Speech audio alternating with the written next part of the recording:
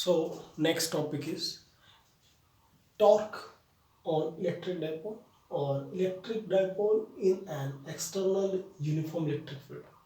तो ये है electric dipole. Electric dipole means equal and opposite charges separated by some distance, और जो डिस्टेंस है वो सपोज कीजिए वो है 2m इन एक्सटर्नल यूनिफॉर्म इलेक्ट्रिक फील्ड. तो इस डाइपोल पर सपोज कीजिए कि आउटसाइड इलेक्ट्रिक फील्ड में, यूनिफॉर्म इलेक्ट्रिक फील्ड में, इंपॉर्टेंट पॉइंट है, यूनिफॉर्म इलेक्ट्रिक फील्ड में इस इलेक्ट्रिक डाइपोल को प्लेस किया गया है. सो जो इलेक्ट्रिक फील्ड है यूनिफॉर्म वो है ये.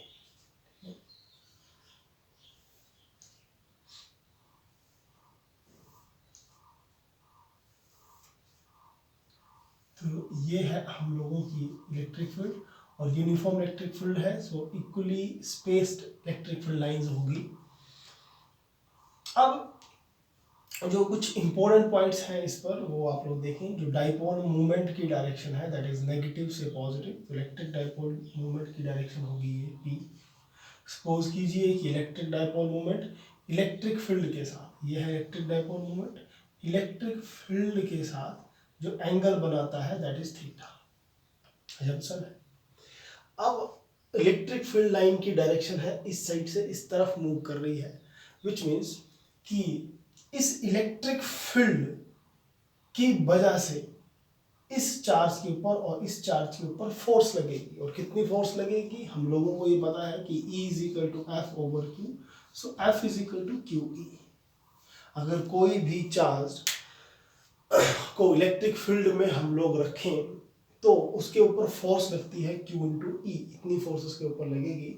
तो ये जो पॉजिटिवली चार्ज है इसके ऊपर भी इलेक्ट्रिक फील्ड की वजह से इतनी फोर्स लगेगी क्यू ई, और डायरेक्शन क्या होगी, पॉजिटिव है, तो it will experience a force towards electric field line. ये है इलेक्ट्रिक फील्ड लाइन की डायरेक्शन में ये फोर्स एक्सपीरियंस करेगा, that is Q. That is Q. ठीक है.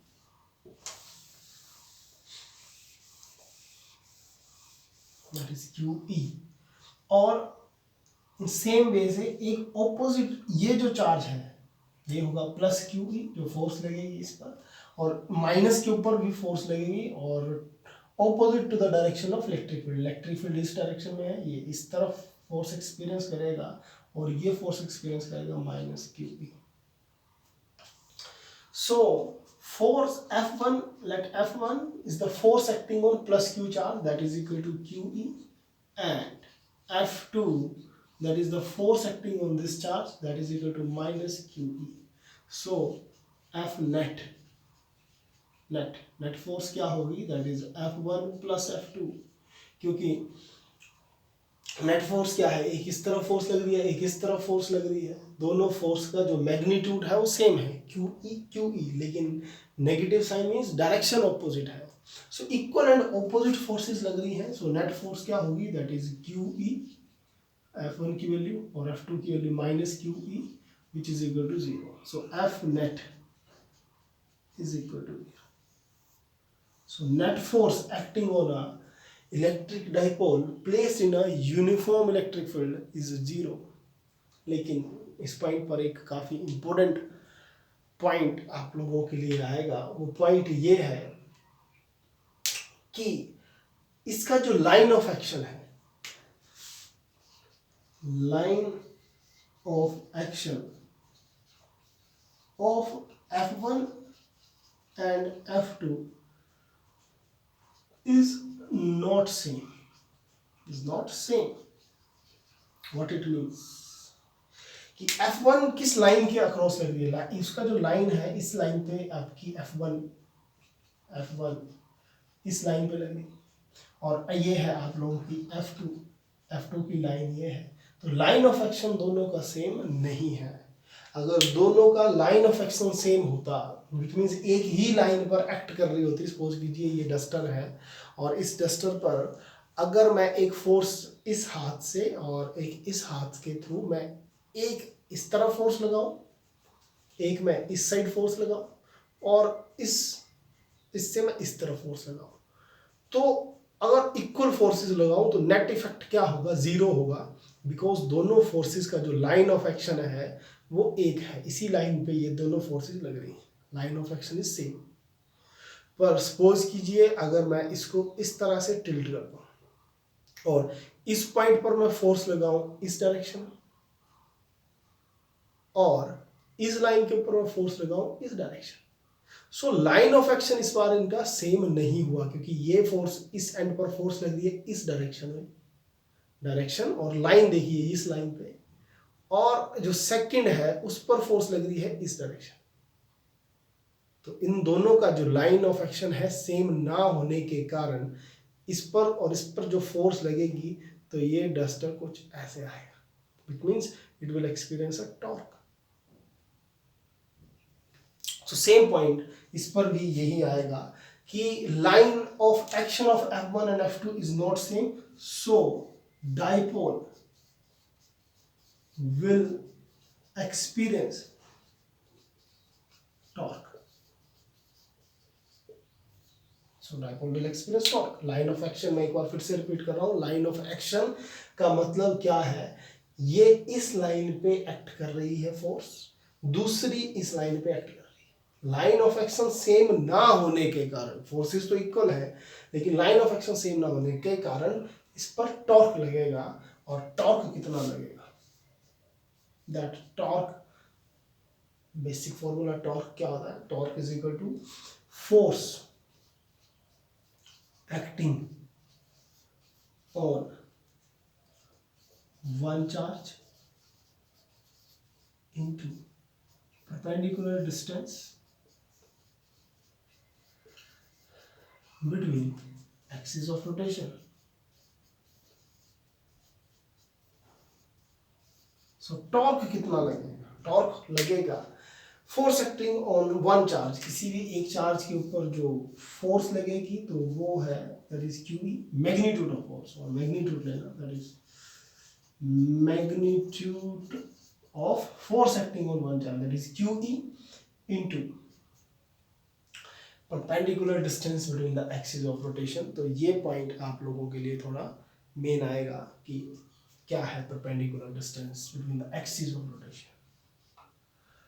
सो परपेंडिकुलर डिस्टेंस जो हम लोग कैलकुलेट करेंगे उसके लिए क्या करना होगा आप लोगों को इसकी जो रोटेशन होगी किस तरह से रोटेट करेगा, ये है डाइपोल प्लेस, एक फोर्स लगी इस डायरेक्शन में, एक फोर्स लगी इस डायरेक्शन में, तो ये डाइपोल टॉर्क एक्सपीरियंस करेगा इस डायरेक्शन, ठीक है, it will rotate like this, इस पोजीशन से ये ऐसे आएगा और कुछ टाइम के बाद बिल्कुल पैरेलल इलेक्ट्रिक फील्ड की लाइन में अपने आप को ये अलाइन करेगा। तो इसकी जो एक्सिस ऑफ रोटेशन है ये रोटेट कर रहा है इस डायरेक्शन में, सो परपेंडिकुलर डिस्टेंस जो होगा वो होगा ये और ये है 90 डिग्री, और इसका जो परपेंडिकुलर डिस्टेंस है वो है ये इस पॉइंट पे, तो ये थीटा है तो सेम इस पॉइंट पर भी थीटा होगा क्योंकि ये और ये parallel lines, same angle theta, और ये है आप लोगों की डाइपोल मूवमेंट तो P, लेकिन ये है डाइपोल की लेंथ दैट इज 2L। तो आप लोगों को बेसिक पता होगा ये थीटा है तो इस तरफ होगा 2L cos थीटा, और ये होगी आप लोगों की 2L sin theta. Basic trigonometry use करना, अगर समझ ना आए तो ये सिंपल 2L है, ये थीटा, सामने वाला 2L sin थीटा होगा, ठीक है जी। So perpendicular distance between axis of rotation will be this much, this is the axis of rotation and the distance will be 2L sin theta, 2L sin theta, ठीक है जी। सो इस करके जो टॉर्क हुआ, जो हम लोगों का टॉर्क होगा, मैग्नीट्यूड ही डील कीजिए, मैग्नीट्यूड जो टॉर्क होगा वो होगा this Q into 2L will become P, और this E PE sin theta, और torque will become, sine theta को आप लोग हटाइए तो ये बनेगा cross product P cross E। सो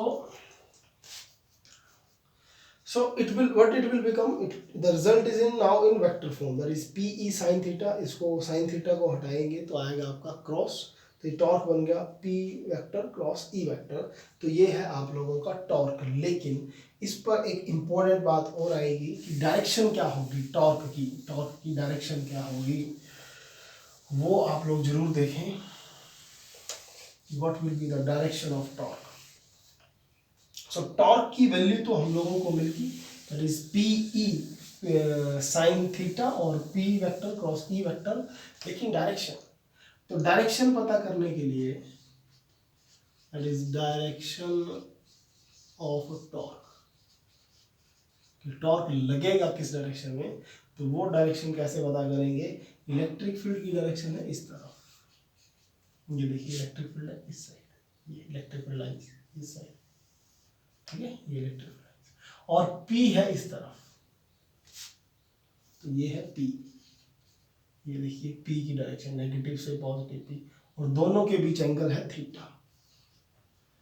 सो क्रॉस प्रोडक्ट पर आप लोगों ने +1 में कंसेप्ट पढ़ा होगा कि किस तरह से क्रॉस प्रोडक्ट की डायरेक्शन हम लोग कैसे पता करते हैं। P क्रॉस E, हम लोग अपना राइट हैंड लेंगे, P की तरफ उंगली करेंगे इस तरह से, और फिर देन अपने हाथ को टर्न करेंगे दूसरे वेक्टर E की तरफ। तो E की तरफ टर्न करने के दो वे हैं, एक तो आप लोग ऐसे टर्न कर सकते हो, सेकंड इस तरह से टर्न कर सकते हो, इस तरह से, तो वो तो इम्पॉसिबल है। तो आप लोग इसी तरह से P क्रॉस E, तो P से E की तरफ टर्न करेंगे, और डायरेक्शन ऑफ थंब की जो डायरेक्शन है वो आप लोगों को डायरेक्शन देगी थर्ड वेक्टर का, जो थर्ड वेक्टर है द टॉर्क। तो जो थर्ड वेक्टर आएगा थंब, वो इनटू द बोर्ड आएगा, या इनटू द, आप लोग पेपर यूज कर रहे होंगे तो इनटू द पेपर आएगा। So direction of torque will be this side, ठीक है, जिसका मतलब है into. Okay, so direction of torque will be into the board perpendicular to P, that is electric dipole moment,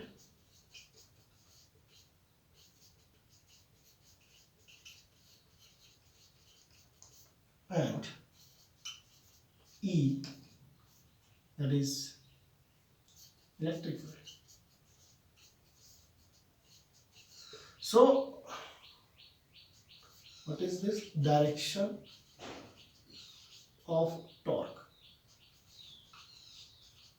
Direction of torque will be into the board, perpendicular to, into the board के अंदर इस तरह से, और perpendicular P और E के perpendicular होगा, so that will be the direction. अब इसके कुछ छोटे छोटे केसेस हैं, वो आप लोग देखिए इस तरह के केसेस। इफ तो टॉर्क का एक इससे प्रीवियस जो रिजल्ट था वो था torque is equal to P E sine theta. Torque क्या रिजल्ट क्या था, that is P E sine theta. ये क्रॉस प्रोडक्ट है, तो साइन थीटा से ही इसको हटाएंगे हम लोग। तो कुछ डिफरेंट केसेस देखिए थीटा की डिफरेंट वैल्यूज पे, that is if theta equal to 0, what it means, theta equal to 0 means electric field की डायरेक्शन होगी इस तरफ, ठीक है, इलेक्ट्रिक फील्ड की डायरेक्शन होगी इस तरफ, और जो 0 डिग्री है, तो 0 डिग्री मींस जो P होगा वो इलेक्ट्रिक फील्ड की डायरेक्शन होगा, P और E के बीच एंगल है थीटा, तो 0 डिग्री का मतलब होगा इलेक्ट्रिक डाइपोल भी इलेक्ट्रिक फील्ड की डायरेक्शन में होगा नेगेटिव और पॉजिटिव, तो P की डायरेक्शन भी ये हुई same direction.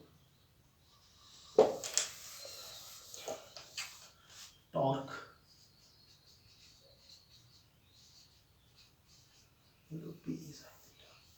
so if theta equal to 0, what will this will be the case, electric field और dipole moment की डायरेक्शन सेम, तो torque will be equal to sin 0 0, torque will be equal to 0, और इसको बोलेंगे stable equilibrium,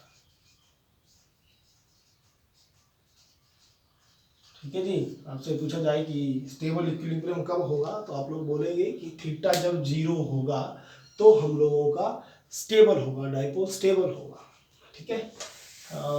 next जो case है, if theta equal to 90 degree, तीन cases लेंगे हम लोग, एक 90 का ले लेते हैं और एक 180 का। इफ थीटा इक्वल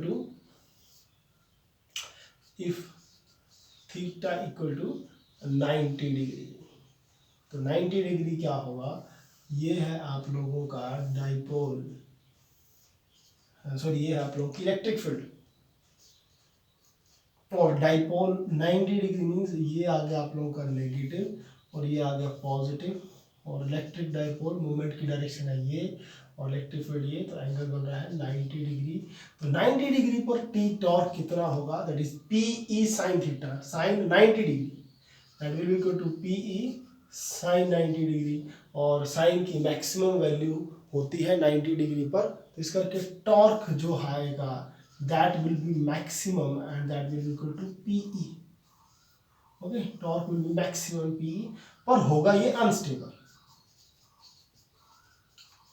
अनस्टेबल होगा डाइपोल अनस्टेबल डाइपोल।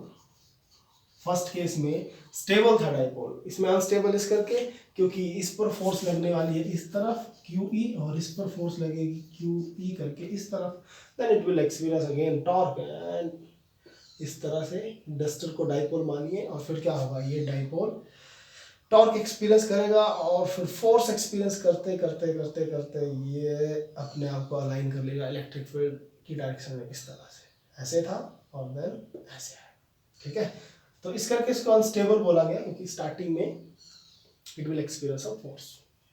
देन आप लोगों का आता है next, theta equal to 180 degree, तो अगर 180 डिग्री तो टॉर्क क्या होगा, again P E sine 180 degree, तो साइन 180 और साइन 0 की वैल्यू सेम होती है और वैल्यू होती है 0, तो इस करके टॉर्क होगा 0। लेकिन केस क्या है, ये है आप लोगों की इलेक्ट्रिक फील्ड, ये है आप लोगों की इलेक्ट्रिक फील्ड और यूनिफॉर्म इलेक्ट्रिक फील्ड, और डाइपोल 180 डिग्री मीन्स पॉजिटिव, इस तरह से कीजिए, नेगेटिव इस तरफ।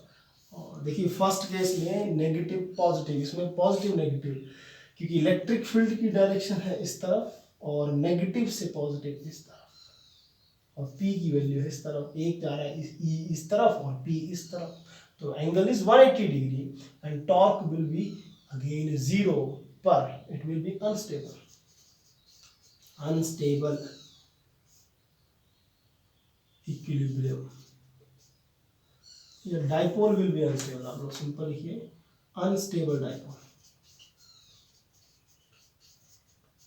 Unstable dipole. ठीक है जी, अनस्टेबल होगा फिर से क्योंकि इसके ऊपर फोर्स लगने वाली है एक इस डायरेक्शन में QE और इस पर फोर्स लगने वाली इस डायरेक्शन में -QE। स्टेबल सिर्फ एक ही केस था स्टेबल, जब एंगल था 0 डिग्री, विच मीन्स P और E सेम डायरेक्शन में थे, लेकिन जब ये 180 डिग्री और 90 डिग्री पर आपका होगा ये अनस्टेबल। आई होप आप लोगों को लेक्चर अच्छे से समझ आ रहे होंगे। ज़्यादा से ज़्यादा अपने दोस्तों के साथ आप लोग शेयर कीजिए लेक्चर्स, अगर आप लोगों को लेक्चर्स पसंद आ रहे हैं। अपने स्कूल के अलावा बाकी स्कूल के स्टूडेंट्स के साथ भी शेयर कीजिए। Thank you.